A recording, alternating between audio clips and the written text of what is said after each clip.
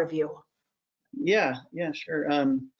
This image that you see here is the original. Every hospital in 2010 was destroyed, and so the only hospital in the entire country that was functioning was this medical center right next. This is the grounds of the Port-au-Prince airport, and so the original structures that were used for surgeries were actually ShelterBox tents before they got the big circus tent set up.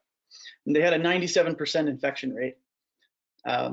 And there were crush injuries everywhere, and this is where everybody was brought who needed any medical assistance. So you can see our living quarters were just adjacent to that medical center, and they were also using our ShelterBox tents for the morgue and isolation. So the extent of the damage to this civilization in Haiti was very evident to us as response team members, where we daily existed there on just off the tarmac of the Port-au-Prince airport.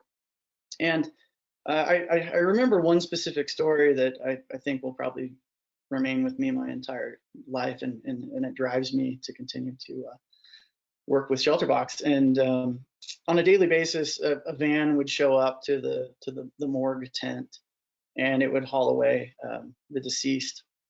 So there's one day specifically that I remember where I heard this wailing. This woman was yelling up at the heavens.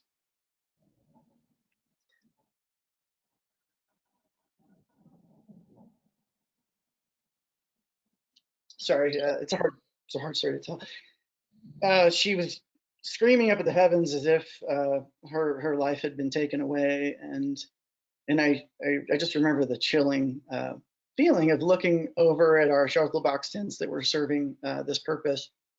And typically they bring out, a 6-foot long container of an adult-sized aluminum carrier. And in this case, it was a very small one. And so it was clear that this was this woman's small child that had perished. And there's that moment where you realize that you're about to go home and they're not.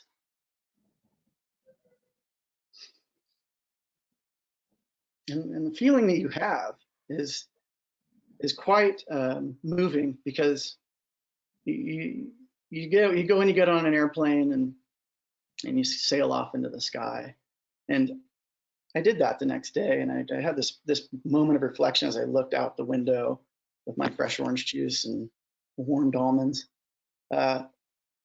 realizing that the deployment actually began right then and there for me to go back and tell the stories, share the impact that we have as an organization, and share the endless need with the rest of the world, and help to continue to drive our mission as an organization and make a difference in places like Haiti.